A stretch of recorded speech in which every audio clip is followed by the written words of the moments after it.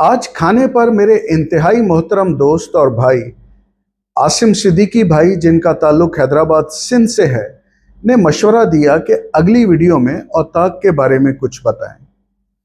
औताक सिंध की कदीम सकाफत और मेहमान नवाजी की एक खूबसूरत अलामत है।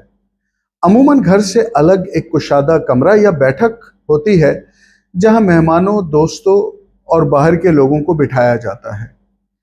औताक में लोग मिल बैठकर खुशी और गमी में एक दूसरे का साथ देते हैं, मुख्तलिफ मसाइल का हल निकालते हैं, सिंधी मौसीकी, शायरी और लोक कहानियों से लुत्फानंदोज होते हैं, दोस्त यार कचहरी करते हैं, मजाक मस्ती करते हैं, लूडो और ताश की बाजियां लगती हैं, मेहमानों की चाय, खाने और रिवायती अंदाज से खिदमत होती है।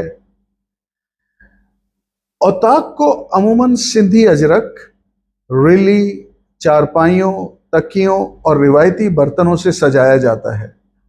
पुराने ज़माने में तो मुसाफिर भी औताक में ही क़याम करते थे।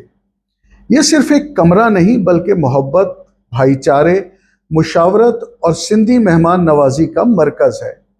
आज भी सिंध के हर देहात और शहरों में औताक की रिवायत जिंदा है। यहाँ ओमान में भी हमारी लतीफ़ी संगत ने सिंध की इस रिवायत को जिंदा रखा हुआ है। हम हर जुमेरात को इकट्ठे होते हैं और अपनी औकात की रिवायत को जिंदा रखते हुए खाने खाते हैं, मिल बैठते हैं, मुख्तलिफ मौज़ूआत पर बातचीत होती है, गाने गाते हैं, लूडो खेलते हैं, चाय के दौर चलते हैं और एक दूसरे के साथ मसाइल भी शेयर करते हैं। साल में कई बार ओमान की सिंधी कम्युनिटी के साथ मिलकर सिंध की सकाफत को जिंदा रखते हैं।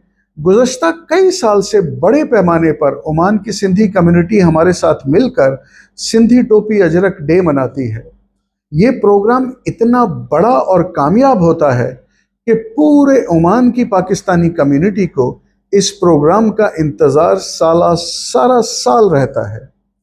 दोस्तों, हम परदेश में बैठकर भी सिंधी रिवायात को जिंदा रखने की पूरी कोशिश करते हैं।